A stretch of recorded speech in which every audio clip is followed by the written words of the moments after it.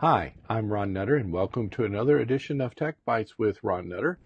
This time I'm going to show you how to protect your network. And it's a lot easier than you may think, and that starts now.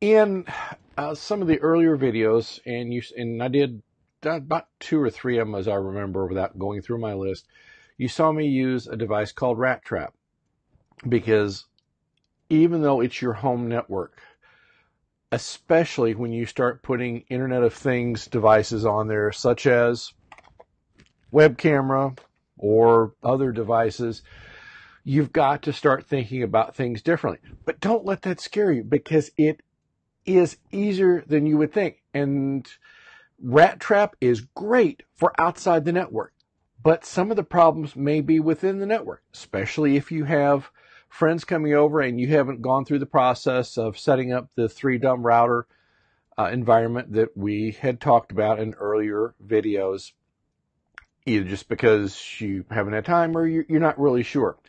Well, I'm going to show you in this video how to do that with something called Fing. Now, there's 2 different components to this, and in this video we're going to discover or talk about just the Fing app. You've heard probably about Fing box. Well, that's the hardware component, but in order for this to do you good, you've got to know the Fing app, and that's what we're going to talk about this time, because you've got to know what's on your network. And I'll admit, I got surprised, because when I started the Fing app, I kind of went, I didn't think that was there. So I tell you what, let's switch over, and I'm sitting on my Samsung Galaxy S9 Plus. So I'm going to hit the little refresh up here, because I've wiped this out so that you would see it discover. Of course, it's going to find the device it's on first. Now, it found all the devices on my network. And I'm going to drop the graphic here for just a minute and for you to see everything that's there. And I mean, I've got a few devices. Now, here's the part that really got me attracted to Fing. Not all of these devices are wireless.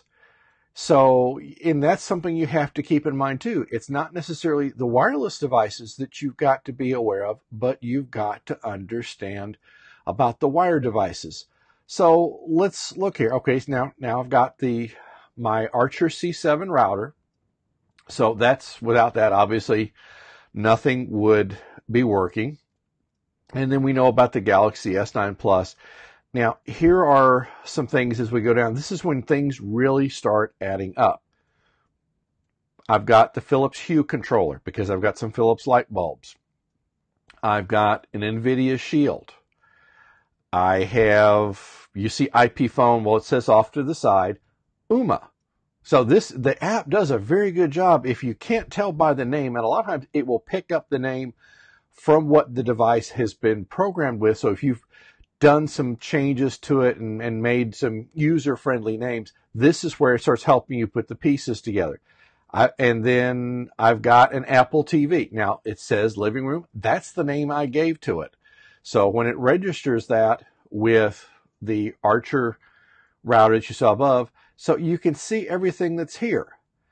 But now this is the part that really got my attention, and I'm going to get a little nerdy or geeky on you, pick your phrase, but this is where you start learning why you need to be as close a watch on your wireless router, especially if that's your only protection to the outside world. Because there's several of these devices, not several, there may be more than you think, that may have an external presence that you need to know about. So, for example, we'll go down here to my Plex Media server. And this is the kind of details you've got. So if you haven't documented your network, this is a great tool to do that with, because you can see later on where there's ways you can export all this information to a spreadsheet, and you can really see what's going on. It gives you the address, IP address. It gives you the MAC address, tells you the version of the operating system the device is on, if it can do that. It even talks about the universal plug-and-play services that it's using. In this case, because it's an Apple, it talks about Bonjour. And for those of you who are not in the Apple ecosystem. Bonjour is just another file sharing system. I'm probably oversimplifying that. So if you're a heavy Mac user, bear with me, but I've got to make sure that the folks who haven't seen Mac understand a little about that. Now, Netbios name. Now, don't let that scare you, because if you were to say open, and I'm going to show my age here, I'm going to say command DOS box. Now it's command window, but it's tomato, it's the same thing. You can, if you just go to ping, you just do ping lab 2, it should respond to you on that one.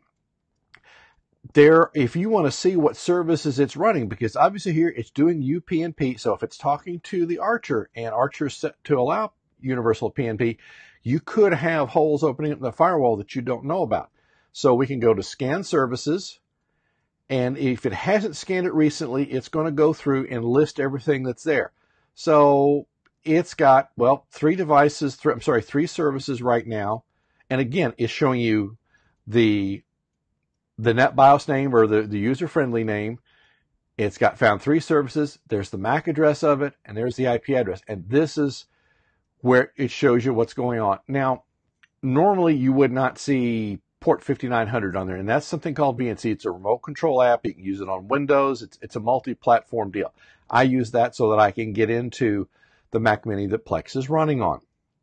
So you can get a very good idea of what's open. Now, let me show you another good device, and let's go down here to the NVIDIA, because I've actually got it up and running right now, because I was watching some of my shows and stopped to do the video.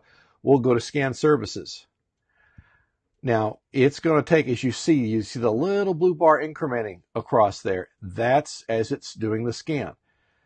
Now, it's most of the way through, and this is one I hope you will see. Okay, it's got 1 port open, 2 ports open, and this gives you a list of what to start looking at as you're going through.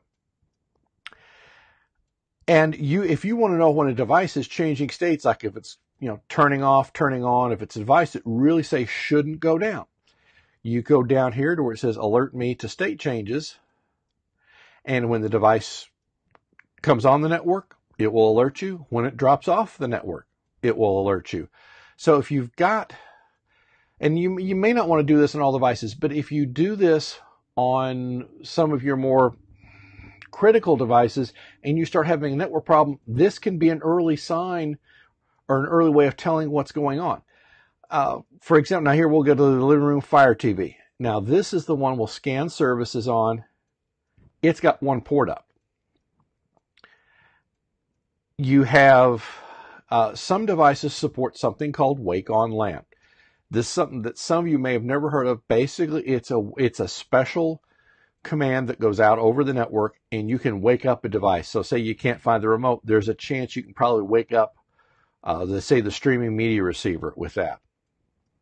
So it gives you a very good idea of what actually is sitting on your network. I mean, you can see I've got 2 HD home run devices down here. Now those, if you haven't seen some of my videos on the Plex Media Server, this is how I get live TV over the air and then put it on my television. Also, it gives me DVR functionality, but that's a whole other conversation. So this shows you if something is online, and the Fire TV is.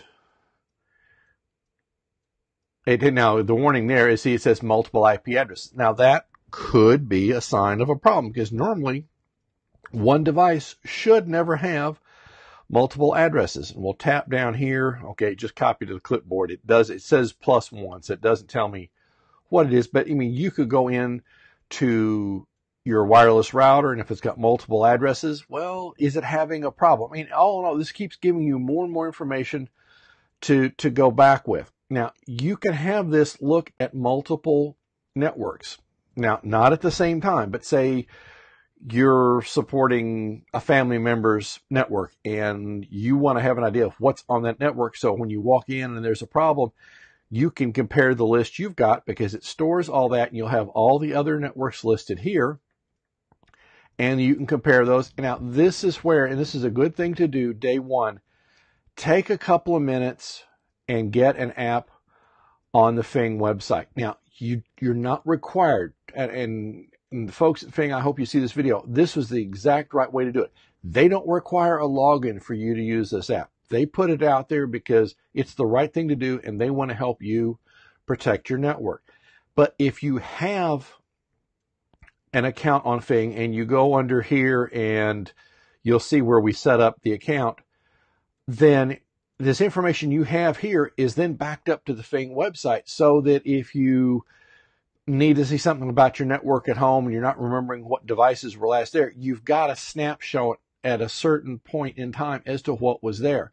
So this is really, there's a lot that this tells you, and we're going to go in on the next video and we'll show you what's involved in setting up the Fing box, which is the hardware component.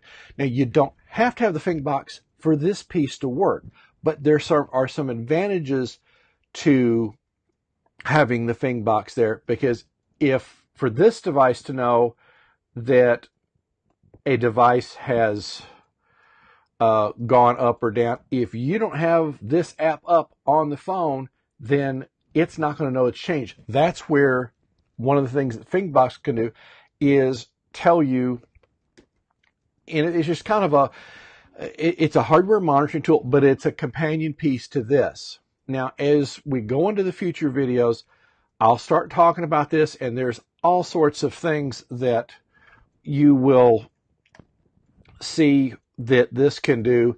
I've got affiliate links, and I've got two different ones. There's one affiliate link, and you'll have to use a discount code, and that's all in the description for this video. If you do that, Fing will give you $10 off the device. And you can't ask for any better than that. Now, I do get a small commission on that one, but I wanted to have the best option for you possible. If you'd prefer to order from Amazon, I've got that affiliate link in there too. Again, this is not going to change your price on either site, but especially with the Fing link and the discount code, that will save you a little bit of money. Now, if you have multiple networks on your home network, and some of you will, some of you don't.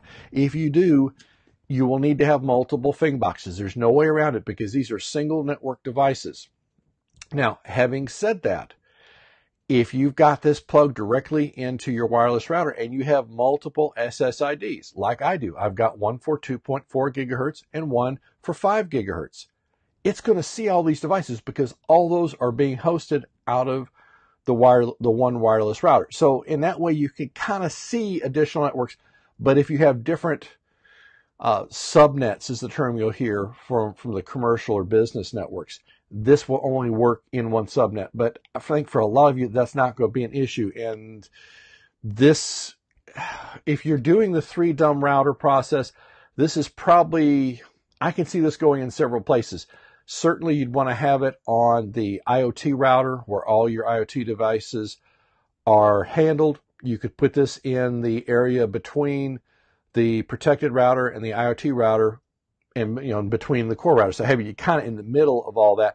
And that's some things we'll be talking about as we go along. But this is a great device to have in your network. And they did not send this to me. I'll tell you that up front. I felt that strongly in it that I wanted to have that on my network, because I'm used to being in the business world where I've got the intrusion prevention sensors and that kind of thing to tell me when there's a problem going on.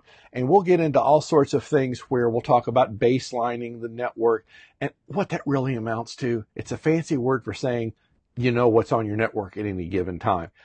And it's just part of an ongoing process that you simply, the more devices you get, you've got to know what's on your network. Because if things suddenly get slow, you may find out that cousin Jerry's smartphone he's streaming something you didn't know about, or there's a problem going on and you need to know about that one. And that's one of the areas where FingBox can step up and take the Fing app to the next level, because there's not a separate app for this. You just turn it on from here, and then it leverages what's going on. So, and there's no subscription to it.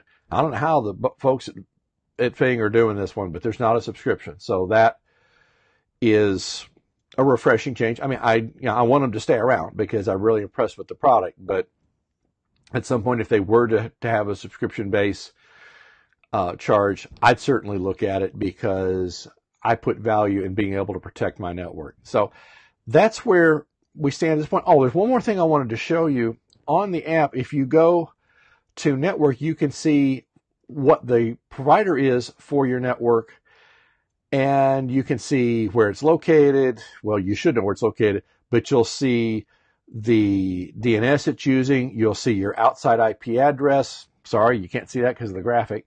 You see your outside IP address, the host name that your provider knows it by.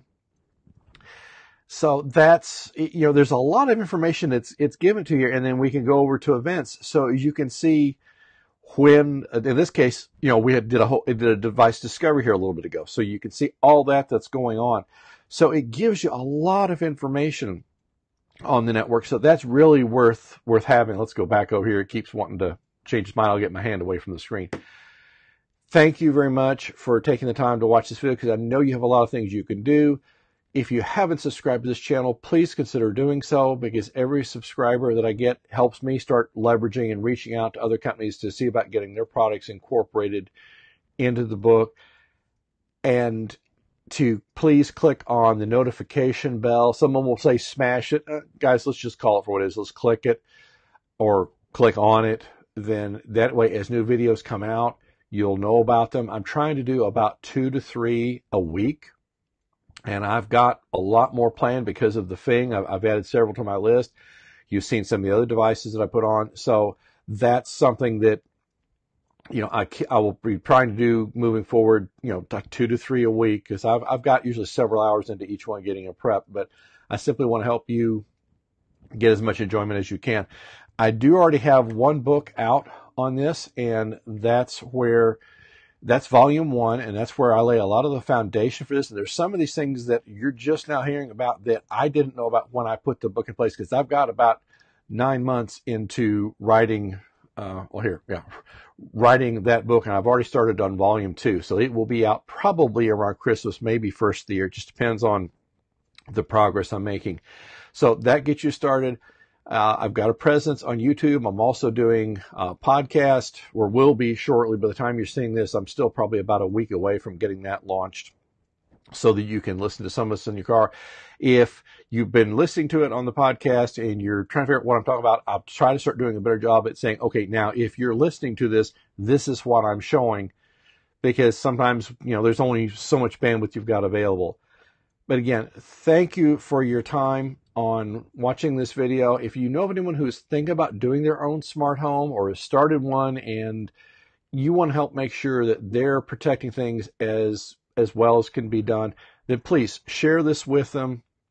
If there's any questions, I'll be glad to answer what I can for them. And if I don't know the answer, together we'll both go back to manufacturer, because I want to get the right information out to everybody.